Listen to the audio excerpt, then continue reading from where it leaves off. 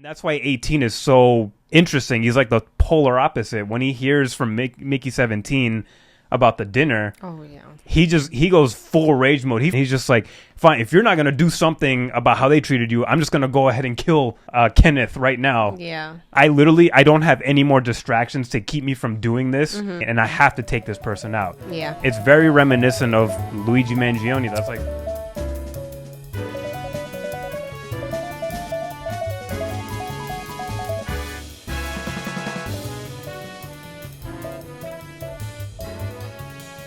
Welcome, everyone, to another episode of the Most Potato Podcast, the podcast where we let ourselves get exploited by the system. I guess. Yeah. My name's Alvin. I'm Jess. Today, we're going to be talking Mickey 17, the movie that nobody seems to want to watch, and I'm just going to punch everyone in the face who doesn't want to buy a ticket. I'm going to personally be the marketing person who's violent, and I'm just going to go to everybody and punch you in the face if you don't buy this ticket. I hope you're getting a cut for all this work. Wow. I'm just channeling my inner Mickey 18. Oh. That's all. Okay. That's all. We all need a little bit of that in us. All right. So as you can tell, I thoroughly enjoyed the movie. I aggressively enjoyed the movie. Yes. This was a fun time at the theater. I think our auditorium was kind of packed, right? I didn't even bother looking around at how many people were in there. I know. I couldn't tell. The seats seemed filled. There was one seat that was like empty next to me, which I was glad for. Yeah, cooties. But yeah, no, I mean, and we had like a decent crowd. There were people engaging and enjoying, giggling and here and there, even though they should have laughed way more. Yeah, yeah, that's true. And obviously, Bong Joon-ho's made huge waves with the Oscars when he won so many awards for Parasite. That was really good. That was a fantastic movie. Love that movie. So I was really excited to see what he was going to cook up next. Like, he could literally just make a movie about somebody sitting on a toilet for 2 hours, and somehow he would make it entertaining. Yes. Didn't know, like, much to expect. I just watched, like, maybe one trailer and had a vague idea of what the story was. But I was just wanted to go into it blind, and I was... I can't say pleasantly surprised. I was pleasantly entertained, expectedly. Pleasantly entertained. I had a fun time with this movie. It was really funny. I love that Bong Joon-ho is still leaning into like his comedic chops. Like his satire is just relentless humor. That might get tiring for some people. I've heard some people complain that maybe the movie didn't take itself too seriously. Yeah. But going into that movie and just watching the first 10 minutes, I got a sense of what kind of movie this was going to be. Especially with like the way that Mickey talks. He kind of sounds like a cartoon character. Just him narrating, I was just like, we can't take this guy seriously at all. I mean, some serious shit's going to happen around him and to him, but like, yeah, that voice, I don't even know what that voice was, but it was, yeah. You get a sense of like the vibe and like this is going to be a humorous satire movie. And then as you keep watching, there's a lot of bleak, dark shit that comes up. Yeah. And it just makes me glad that this movie was very comedic, very humorous with the characters, the quirks of their behavior, the way that they address the issues. Because I'm fine with something being bleak and heavy, but I feel like it would have been overkill for a movie like this. Yeah. If you would have took out like just all the comedic aspects of it, it would have been like a really dark film, and I felt like it would have weighed differently on people. It would have been a completely different movie. Movie if they just took out the comedic aspect of it. And I don't know, I would have been depressed leaving the theater. I mean, you can still be depressed if you like really dig through all the comedic like nonsense of it, but if they didn't do that, it would have been like, ugh. Yeah, exactly. Because Mickey goes through so much hell. Like he dies so many times in so many horrific ways. But not even the dying isn't the worst part for me. Like watching him go through that, or just hearing that he's experienced that so many times. It's the way that he's treated, which really just doesn't sit well with me. Yeah. And like somehow it gets worse every time he comes back. Yes. And then people constantly like, oh, what's it like to die? How does it feel? Like, what are you thinking? And it's just like, he's just like an object, but I'm like, he's a human. He's like a whole person, and it's just so weird, and I feel like really bad, and I get like so angry just like thinking about it. Like, same. Yeah. What if that was like really a thing, and people are just like, oh, it's still you. They just downloaded you, and like, What if cloning was real and people were just like, oh yeah, like you're not human. You're not human. You don't have a soul. Yeah, you're here again. So technically, like, but then they kind of contradict themselves because they're just like, oh, you're good. Like, but just the psychological, like, wow, I feel like it's not funny anymore, guys. That's what I was getting at. That's why I love that they did a humorous take on this sort of concept and theme, because otherwise it can get easily like too heavy, and too like just it's too traumatic, too sad to sit through something like that. If the characters weren't a little bit unhinged and goofy and zany, a lot of things hit too close to home because once again, Bong Joon-ho is making just a sharp, very obvious critique of capitalism. That's basically almost a theme in almost every movie that he does. And I don't know, I really resonated with the Mickey character. Like, obviously I'm not as goofy, I'm not nearly in as much debt as him, and I'm not in a job that like drains my whole life basically, but I've been there. I've been in jobs where I've been treated like shit, where I just felt like I'm giving so much and I'm not getting anything in return, including a decent raise. I've been there. I've busted my ass doing 2-person jobs, and them never compensating me for that, never getting a second person to help out with that shit. Just so much of like the working class story that is Mickey, I resonated with because that's just kind of what I grew up with. I never grew up doing comfortable jobs up until like where I'm at this point. I feel like a lot of people can relate to that. That's literally like so many people in this country, so many working class people that feel like their jobs are killing them in some way. It might not be like immediate, like with Mickey. But like the longer you stay at a miserable job, the less of yourself you feel like, and you just feel like you're being chipped away and becoming a different person. And I feel like Mickey 17 is supposed to be kind of a metaphor for that, where like every clone they mention that there's like a variation of his personality. And it kind of makes me think of like the longer you stay at a job, the more you change, usually for the worse, if it's something that's not good working conditions for you. Mine's just more the less I care. Like, so, I mean, that's probably bad on me, but it's just like... No, I'd be like that. I'm just like, the less I care, and I'm just like, y'all gonna do whatever you're gonna do, you're gonna say whatever you're gonna say, you're gonna tell me to leave, or you're gonna just leave me alone. Yeah, fire me. It's just... it's just like, I just start to like, I can't pretend to care anymore, and then it's like a base level where I'm just like, I'm gonna just show up, do my job, and leave, and that's it. Just don't talk to me, leave me alone. But yeah, no, I can't say actually, surprisingly, that I've been in a job where it's just like, this is draining, and this is like, I'm doing the job of like 50 people. Like, I've just been like in a chill job, but it's like to the point where it's like you just stop caring because like you get sick and tired of shit with it, like in your job, and then you're just like, I'm not overreacting anymore. Like, y'all do whatever you want. Yeah. Unfortunately, Mickey doesn't have that luxury because this is literally the only job he's qualified for, is to be an expendable. It's weird. I mean, which sucks. I thought it was weird that you only need one, like, expendable. Is that what it's called? Yeah. Yeah. I was just like, wouldn't you want like a couple of them, like people who signed up for this? Maybe, but I think because of the backstory that they gave us on the complications of cloning, they probably felt that it's simpler if you just have one person that you could just reprint over and over again. Yeah. Because the first 20 minutes, there's like a lot of world building and a lot of setup that I genuinely enjoyed. It felt like I was almost watching like an HBO series, like the first 20 minutes of a pilot episode, and I mean that in the best way possible. Like it doesn't feel like it's dragging.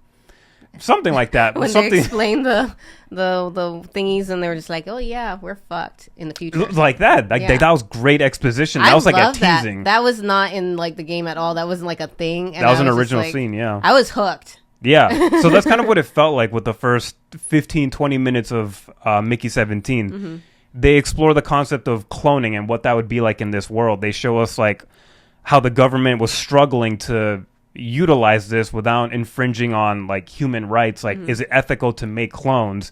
And then when they finally get to the point of making clones, there's a fucking scientist that abuses the cloning technology and is a serial killer who kills poor people, homeless. And the fact that they had to restrict the technology because of something like that, which also I feel like you could make a whole movie based on that little premise alone. I thought that was crazy. He was a little shit too. Oh my god. Yeah, he was disturbed. Yeah. Fucking crazy. So cloning's illegal on Earth. And then here comes Mark Ruffalo's character, who's clearly like a mix of like a Donald Trump or Elon Musk or any other goofy ass. And dentures. With dentures. God, the teeth were just killing me. And the tightness of the skin, like the spray tan. I was just like, who is this guy supposed Mark to Ruffalo be? killed it. He had fun in that role. So his character decides, you know what isn't legal is taking it into space. Or what isn't illegal is if we just go out into space and colonize planets, then I can use the technology to clone. And I can use like very cheap labor from that. Yes. So it made sense why they didn't have multiple people as expendables. Because I also thought the same thing during the movie. I was like, why don't you have, like, in case you accidentally lose somebody permanently, you could have somebody else. But they wanted to avoid any like serious conflicts, especially if it involves like accidentally making multiple people that could like commit a crime during the workplace. You could easily, I don't know, print your multiples of yourself, or you could overtake a ship or something. So I think that was like probably like the main reason why. So I kind of get why Mickey was the only person that was expendable. That's why they did that whole background story with the scientist who had like 3 clones of himself running around doing different things too. Because I was like instantly I had a whole bunch of questions. I was like, well, why can't you just do this? What if someone just did this? What if someone, and they're just like, here's why it is the way that it is, Jessica, and that's final. And I was like, okay, it's cool. But no, that was good. Yeah. So this was like one of the few moments of like exposition and backstory that felt like it really mattered. And it was also entertaining because the way that Robert Pattinson just narrates is really hilarious. Like the character doesn't really take himself seriously. And it's kind of sad, too, because it shows how little value he has in himself.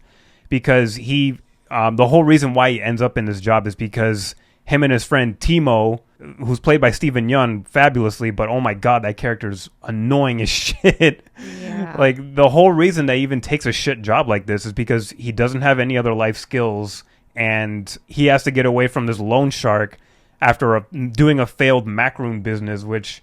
I don't know who thought that a macaroon business would make so much money. Fucking dumbass Timo. It was him. That's what he said. I've never seen a macaroon place stay open for very long. I don't see a need for people like, you know what? I can constantly just go get some macaroons during the week. Yeah, it's not like it's a thing. Like you could have it like as a small section in your bakery, but like don't make the whole place a main business. Yeah, like that one at Harvard Square. I'm pretty sure that's going to be gone soon if it's not already. Oh, yeah. So like, I thought that was fucking hilarious. Yeah, and then they had the little shirts, and I was just like, are you fucking for real? Like, you guys couldn't think of anything else that people would consistently like and want and like every day? Just, okay. Yeah, that was funny. They deserve to be like cut up alive and eaten or whatever. That I don't know if he was eating the people, but... Yeah, and I could totally get behind the concept of Mickey joining a job like this because he doesn't have life skills. He's desperate. He made a really stupid, bad business decision. But it's also out of desperation because he doesn't have the skills. Like, just so many people could easily fall into poverty for so many reasons. And it made me sympathize with him.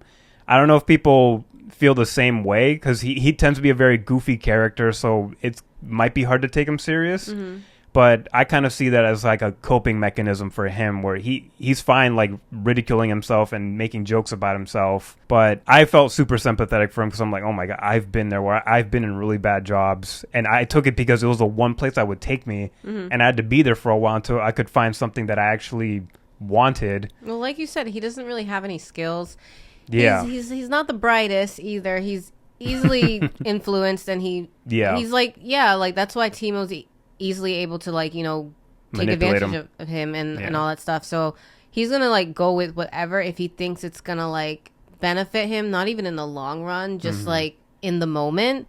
So like the whole macaroon business thing, that was just stupid. That was just clearly dumb. And then, you know, them deciding, okay, let's just leave Earth and get away from these people. And where's Timo? He's signing up to do something that he's a pilot. Is he even actually qualified for that? Was that like a thing? Did he go like to I don't know how class? I don't know how he ended up being a pilot with no pilot license. That was so like, funny. What? So like he is a schemer and a con artist, and he can like talk his way out of anything. That's the type of person he is. Yeah. But in doing that too, he also needs like a Mickey, so that way he can like throw that one under the bus so he can make sure he gets away. And that's their friendship. Yeah. And it's not a friendship, but that's what he considers their friendship. And Mickey just is like, oh, he's always there.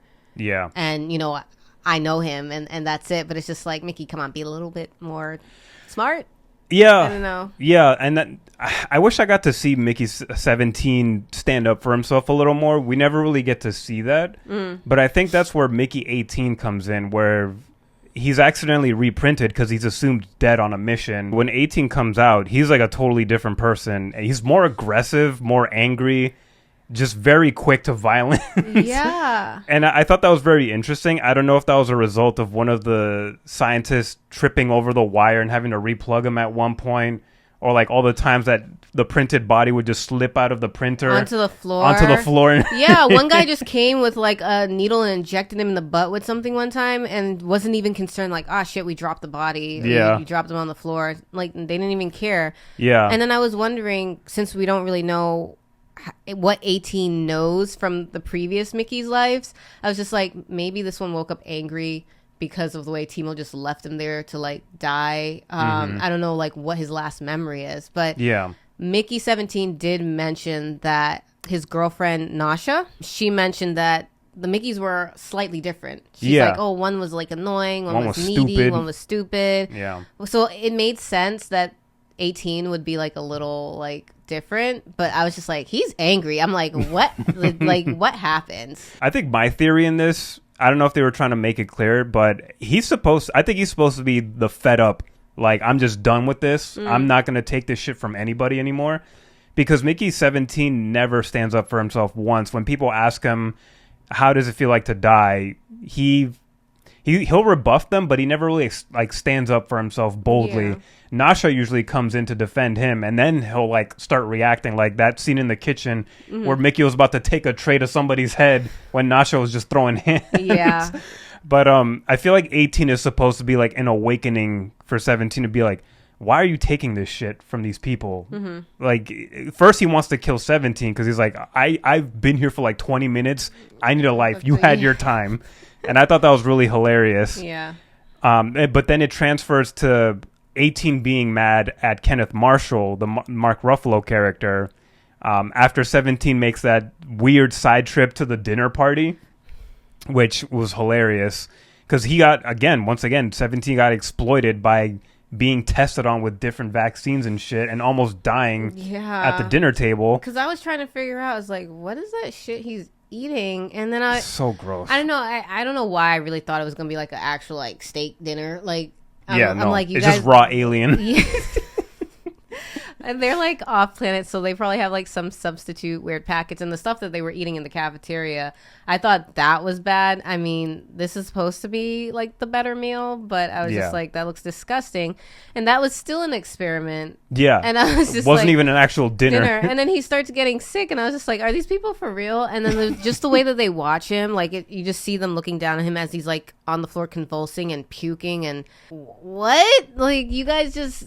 You said insane. He won a dinner. I'm like, did you guys do this to other people that won a dinner with the presidents? Sure. And I was just like, that's really fucked up. Yeah. And then that gives us a better picture of what Mark Ruffalo's character is like. You see that he's like kind of dim-witted. He has Ilfa as like the devil on his shoulder, kind of telling him what to do and what to say. It's almost like she's really the one in charge. Because Mark Ruffalo's character, he'll try to say something, and then he'll either stumble on something or freeze on something, and then Ilfa instantly comes in, as like a PR person, basically. Or he's about to say something like hella problematic, and she's like, no. He's not misogynistic. Yeah, he's not. He meant. I was just like, oh my god, these two are so weird. They made me so uncomfortable. Yeah, and I think that was intentional. They're supposed to be so different and weird from the working crew. Rich people are really weird and really unhinged, and you just got to find a way to show that in a movie like this. And they were perfectly weird, creepy, and zany, and just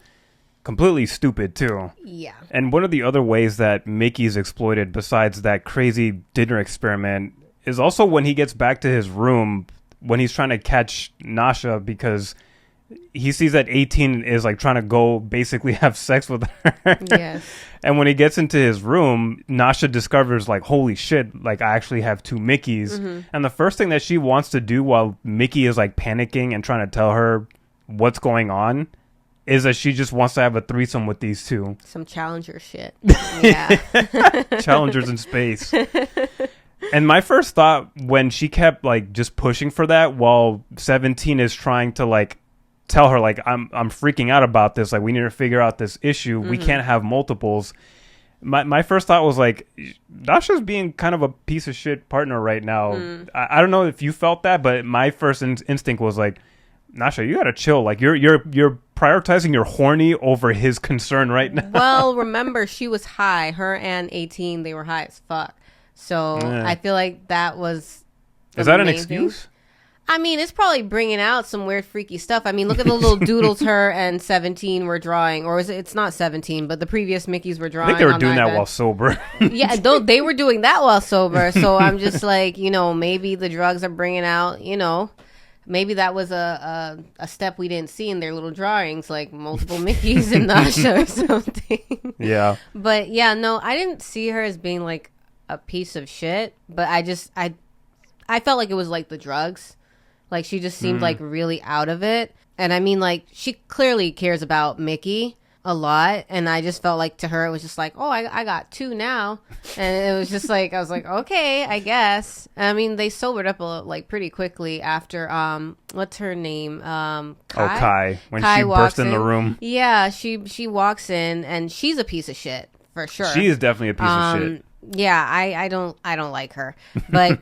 She sobers up a bit, and then her and Kai have a conversation, like, basically Nasha trying to say, like, okay, you can't tell anybody, like, don't say anything. And then Kai's just like, fine, you could keep 18, and I'll take 17. And I was just like, ew, what? And I'm like, this whole, like, them having that conversation just made me, like, so disgusted, because this whole time, no one ever asked Mickey what he wants. No, like, he's literally an object. And, like, I think that was what was bothering me the whole time watching the film. I was just, like, so disgusted how he's just not seen as human, but only when they need him to be. Like, that's only when why they want to see him that way. Yeah, that's why I feel like Nasha was honestly having a lapse in good judgment there. I wouldn't give the pass of her being high as an excuse, or it's an explanation, but I feel like that was like a weird, inconsistent writing moment for that character, because then after that, she's back to being like the helpful, that's why super I say supportive. it's the drugs, like No, I think it's inconsistent writing. Okay.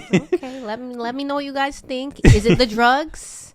Or Bong Joon-ho slipping with his writing. I don't know.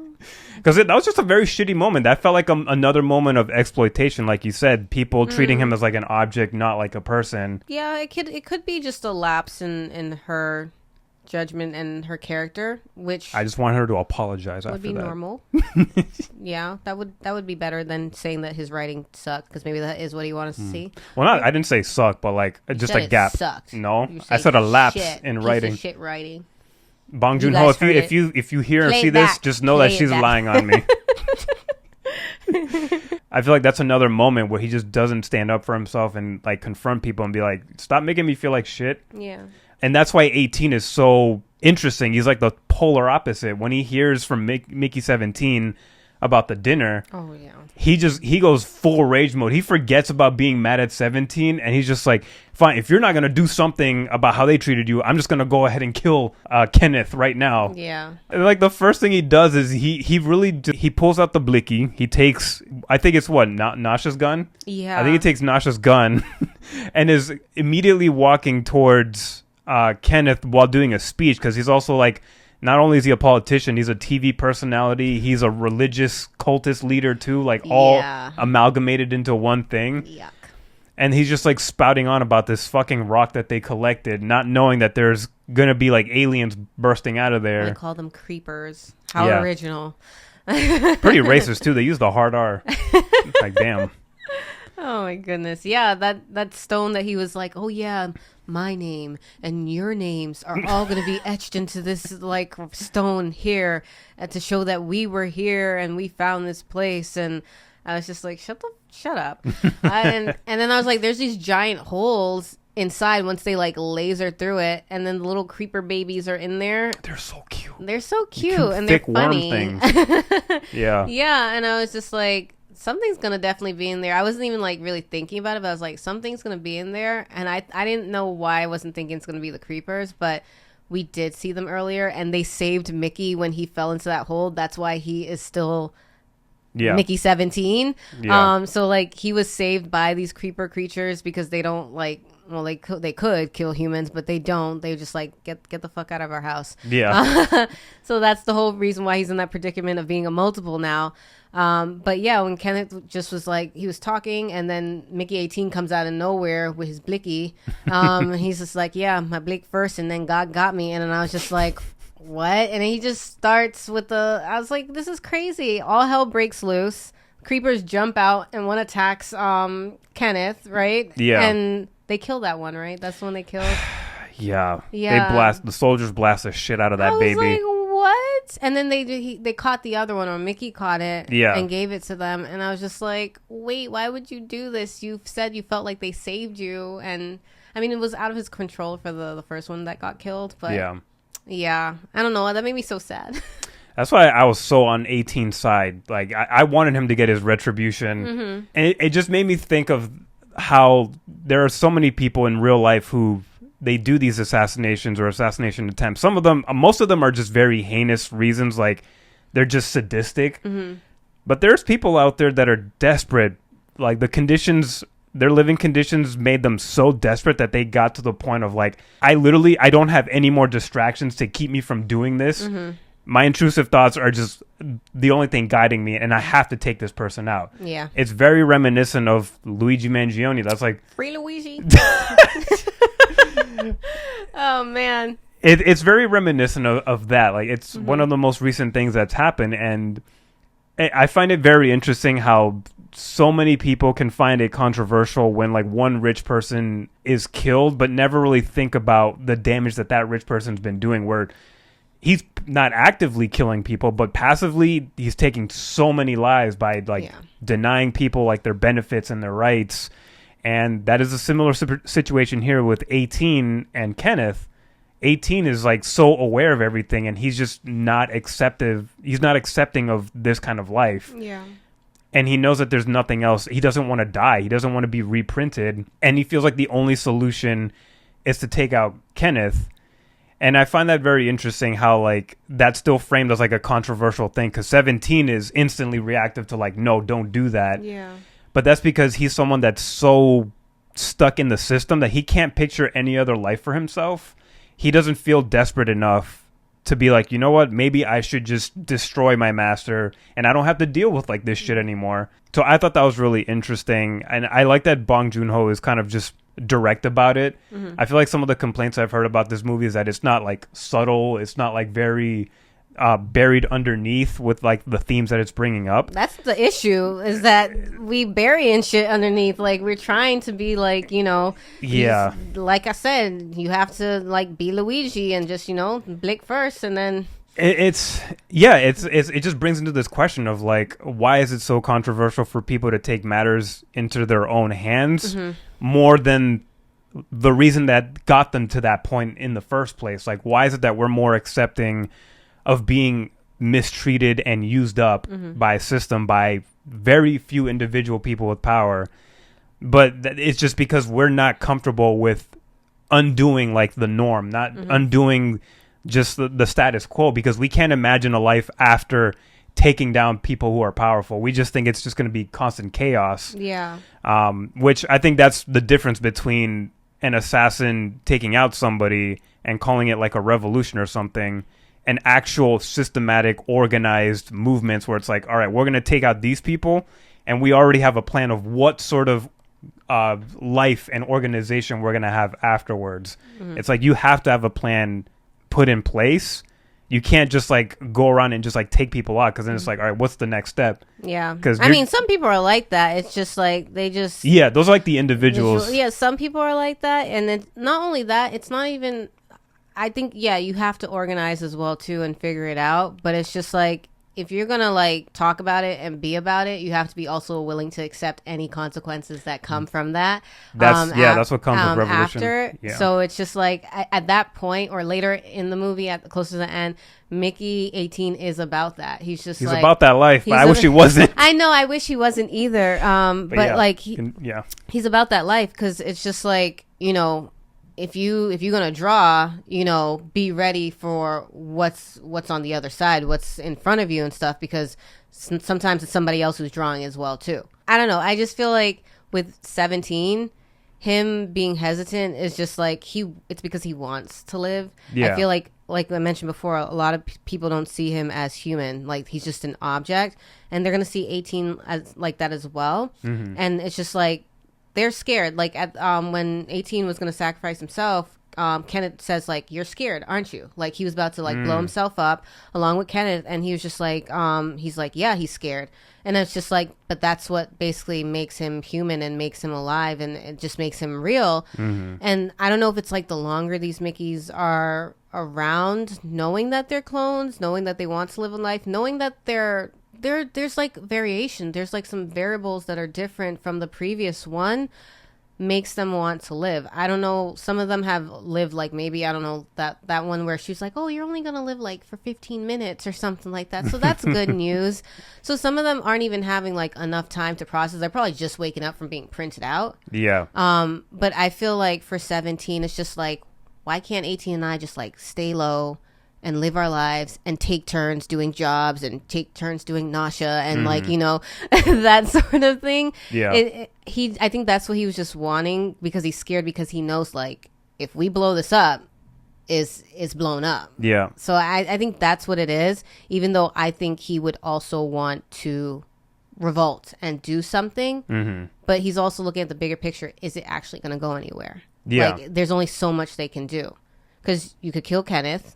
His wife's still going to be there with her followers, or maybe not, or maybe somebody else is going to be in charge and have the system. Plus, they're away from Earth, and it's just like this ship full of people. I don't know. I wanted Mickey 18 to also be able to have a life and live. I think I just wanted there to be some like a montage of them like working together to like keep, you know, the fact that they're multiples like under wraps. I thought that would have helped like build a better relationship between them.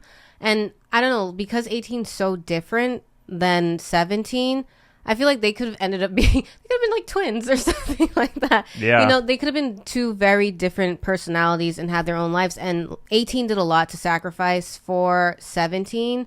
And I feel like there was stuff that 17 would learn from 18, and 18 could learn from 17 as well too. He's so like, I don't know, just like bleak and mean and straightforward and like ready to fight.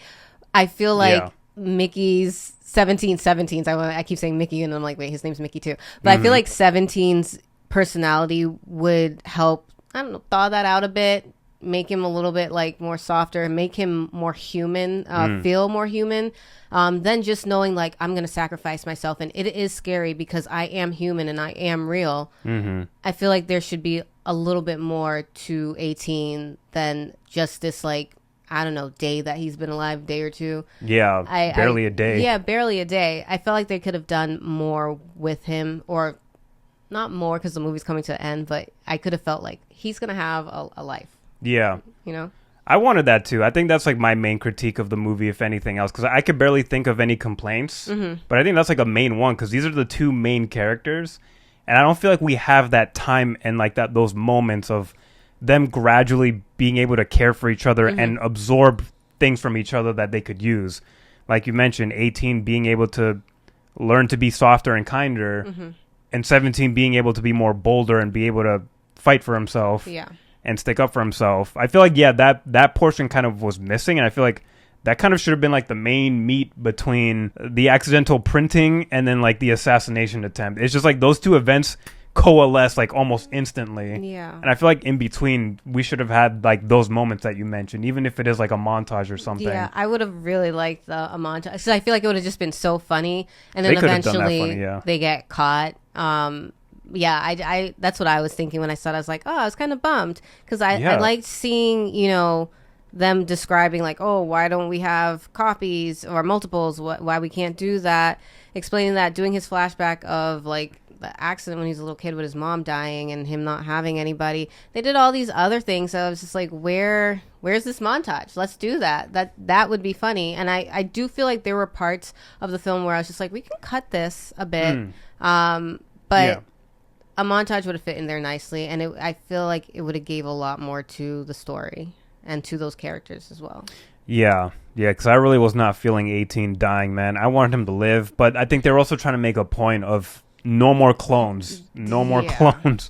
because the movie ends with the whole colony just commemorating the final day of like cloning. Like they have like the printing machine out in the open, and they give Mickey's no longer Mickey 17, Mickey Barnes. Yeah, he's now Mickey Barnes, and they give him the detonating button to like finish it off. He has a moment where he like either daydreams or he's like falling asleep, and he has this vision of, what if I just left the printer alone? Like, what if I could give other Mickeys a chance? And then we see this nightmare sequence of Kenneth being reprinted, and Ilfa is like in right by the machine with like her stupid sauce. Just what was up with that? Yeah, so I like that Mickey had a moment of contemplation of like, what if I gave Mickeys a chance? But then he's like, no, we can't do this. We can't make any more errors. We just got to blow this shit up. Mm-hmm. And he presses the button, and I don't know if you noticed this, but something that stood out to me is, remember the flashback that he gave us of when him and his mom are in the car and his mom dies because he claims that him pushing the button on the car accidentally killed the mom. I think there was like a connection between that and him pushing the button on the detonator, because him pushing the button in the car gave him just like this lifetime of regret and him blaming himself. Mm-hmm. And he even says that this is punishment. Everything that I'm going through is punishment for what I did to my mom. Mm-hmm. And I remember 18, before he dies, he mentioned saying like, oh, you're still going on about that shit? Like, it wasn't you. It was a defect in the car. Yeah. I don't know if they confirmed if that was true or if 18 was just telling him that to comfort him. Or tell him that to comfort himself. Yeah. I did question that. I was like, was it really? How come no one confirmed with him? Like, it wasn't your fault as a kid. No one ever, I wondered about that, because I caught that when he said that, and I was just like, he's really like beating himself up about that. And I didn't even think about that parallel with the button for the detonator to blow up the copier. Maybe he's hesitating as well too, but yeah, because I feel like at one point he kind of remembers. I don't think we cut to that scene again, but that button on the controller looked pretty like similar. Button, it was like a red button, just like in the car.